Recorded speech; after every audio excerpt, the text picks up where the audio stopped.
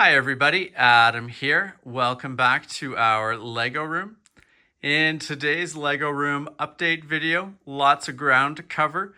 We've got a number of cool track modules that are going to be coming into the layout over the next week or two as orders arrive.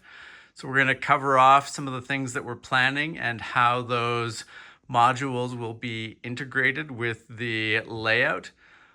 Also working on a number of big projects around the Lego layout that will change up the look a little bit of the layout, but also help us to integrate some interesting buildings and other modules into the space here, and a number of other display projects, we'll call them, that I have on the go that we will cover a bit more as well. So lots to cover. Let's start by talking a little bit about Lego Track and some of the new modules that we're going to be building. Now, before talking about some of the new track modules that are going to be integrated into the layout, I think it's important to give a quick update on how the last set of track modules have been working. So first off, we have the nice access point on the back end of the train yard over here that allowed us to have through traffic through the train yard. So you could enter at the one end and exit out over here, or vice versa. Really happy about that. It's been a lot of fun. Great being able to run trains around both of the mainline outer loops, or that mainline inner loop can branch off into the yard here, and trains can run in kind of a half loop around the layout. Really enjoying that, and gives us more ways to store trains off of the main line and more ways to get trains onto the main line. Much easier when you can bring trains in from this end of the yard while a new train is leaving out the other end of the yard. So super happy with how that has been working. And along with that, we were also integrating more siding areas around the layout. So we've got the sidings over here, two sidings that are incomplete. We haven't been able to extend those out yet all the way to the end, and we were missing some half-track modules or half-track pieces to use in there to get all the geometry to line up.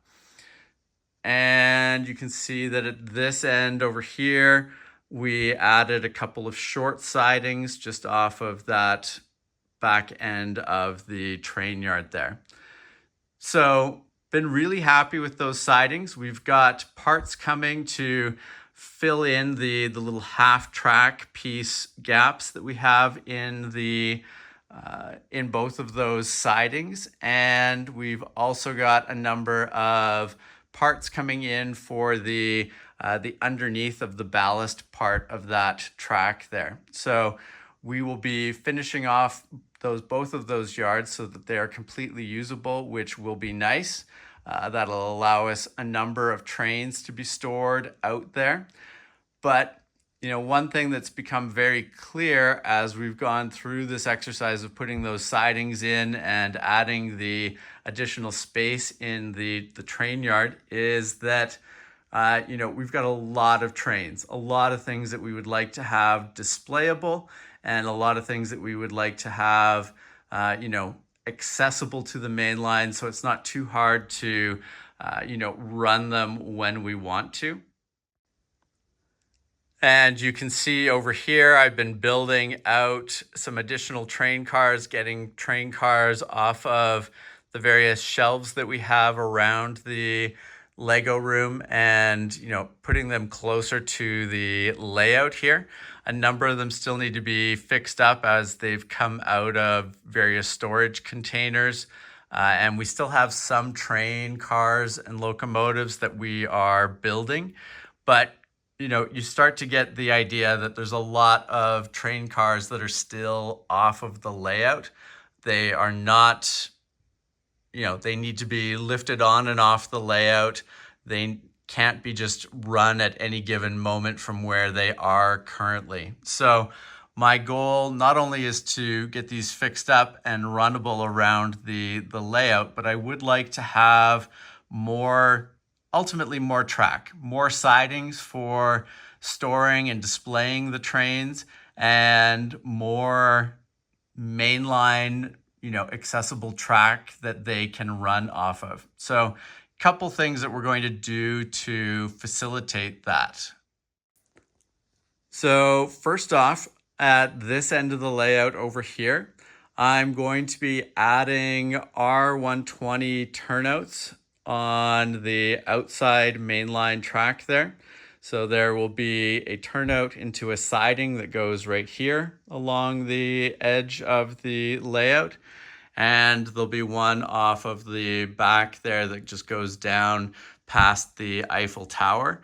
That's going to move the Eiffel Tower over half a base plate. So 16 studs should be enough. So looking forward to that. I think that those two sidings will give us space for, 2 additional long trains to be displayed there, which I think will be nice. I don't think that it will cost us too much in terms of real estate on this end of the layout, but we'll just have to kind of see how it goes. Once the Eiffel Tower is done there, we've got some of the fairground modules that are going to go in over here. I think we can still make that all work, but we'll play around with it as we go. I think that having the extra sidings there will be super useful. It'll also be our first time, I believe, with the R120 switches from Trixbricks. So looking forward to seeing how those switches work, in particular in this sort of a scenario, coming off of the curve over here and heading out.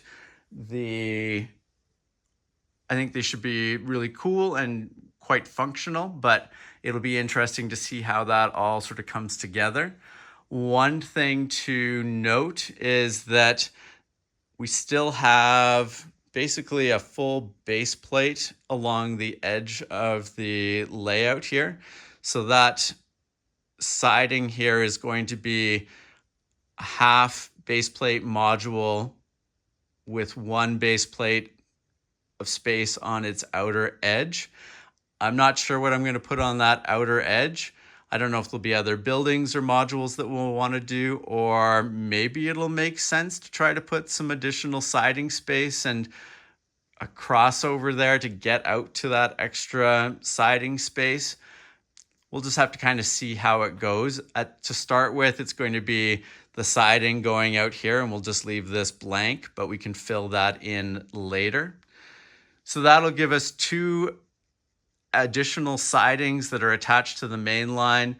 Those will be quite sizable. They're going to be nice long runs there of, what is that going to end up being? 1, 2, 3, 4, maybe 4 base plates long, I guess. And then, yeah, so say about 5 to 6 base plates in length of siding. So that's a decent size for a siding coming off the track, and will let us display some additional trains. That still does not, ultimately address all the trains that we currently have, let alone the large number that we've got in the queue to build here. So let's talk about some additional track modules that I'm looking at adding and where those might go. So one track module that I'm really excited about is going to make use of the new Trixbricks T-Junction R104-120. This is a new track package that they have recently released. I've talked about it in passing before on the channel.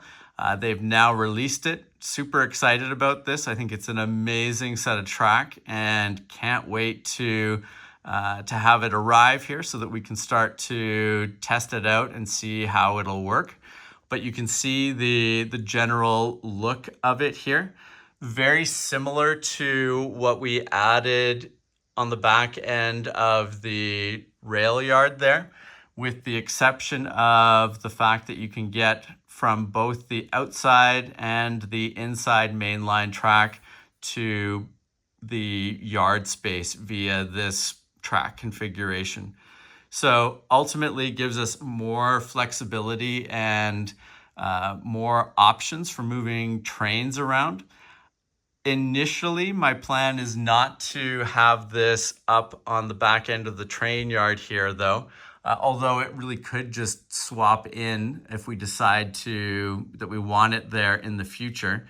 But this is going to be the first big track module that's going to go into the under table layout. So we've been talking about this for a little bit, but I'm going to start adding some tables, some wood, basically surface underneath the main tables to allow us to have another tier of track running on a lower level.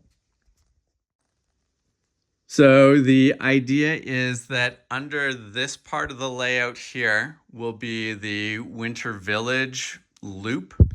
Should be R104 and 120, so double main line looping around this space here with the Winter Village buildings in there.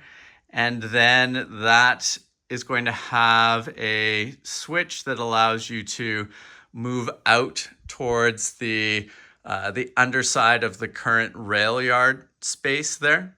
And that is where this T-junction is going to live. So it'll be basically, not quite exactly, but basically underneath this new module here. So that will allow trains to move in and out of the Winter Village loop over here and into what should hopefully become a really large train yard underneath this train yard on the upper level. So that'll give us a lower level that can store trains, will give us a lot more track that we can use. Eventually, I think I'd like to try to have another whole level underneath, so that we would mirror the whole, this whole upper layout would have a layout underneath. So, the train yard here, track going around the bigger loop to the other side. What would be underneath the city exactly? I don't know.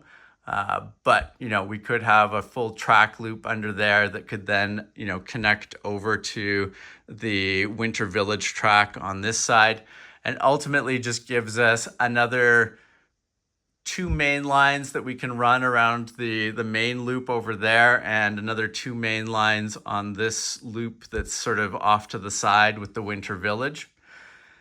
That's the plan. This is just the first stages of that.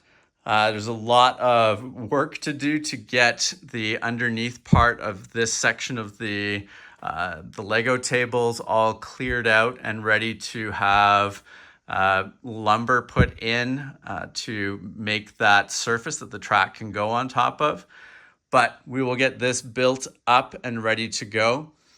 And depending on how it comes together and how I like it, I might swap it so that it goes in here at the back end of the yard and this section can go down into the lower level. We'll just play it by ear and see how it goes. But excited about the potential there. It's really clear to me that we need more mainline tracks and more yard space to ultimately run and display trains. I've got some things planned for the upper portion of the room. I want to add some track running around the upper part of the wall there. But I think that this is going to be a good first step to do as we work on not only getting the track modules in place, but working on clearing out some of the boxes and various bins that we have underneath the layout. And, with that will come some new storage and some new display areas so that, we can have everything on display and sort of maximize all the wall space and everything that we have down here in the Lego room. So lots of cool stuff there. The other piece of track that is coming in that I'm really excited about is a new set of curved track from Mac Bricks. This is a curved switch. So the idea is that basically if we integrated it into this corner module over here, you would have the ability in the corner to actually switch tracks over to the interior and back out to the exterior main line. Really cool potential with that. I will include a link to the Mac Bricks Etsy shop down below in the description for the video. Not entirely sure geometry-wise how this will integrate yet. It's a R104 switch. It will be interesting to see, but I thought when I saw this, I was like, there's some really interesting potential with this. I've got one right-hand switch and one left-hand switch coming with the ballast plates. So, just really interested to try it out, see how it works, how we can integrate it into our layout.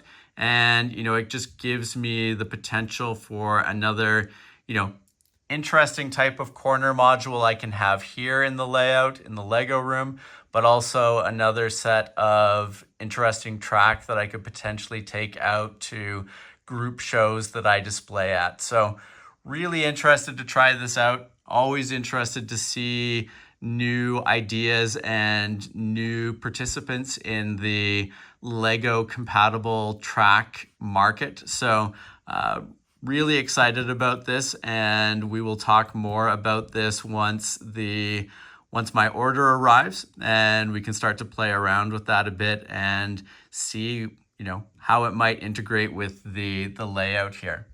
But, lots of cool track modules ahead. Always fun to try out new tracks, see what we can do to improve our layout here and what new parts we can add to the layout as we continue to grow our train space down here in the Lego room.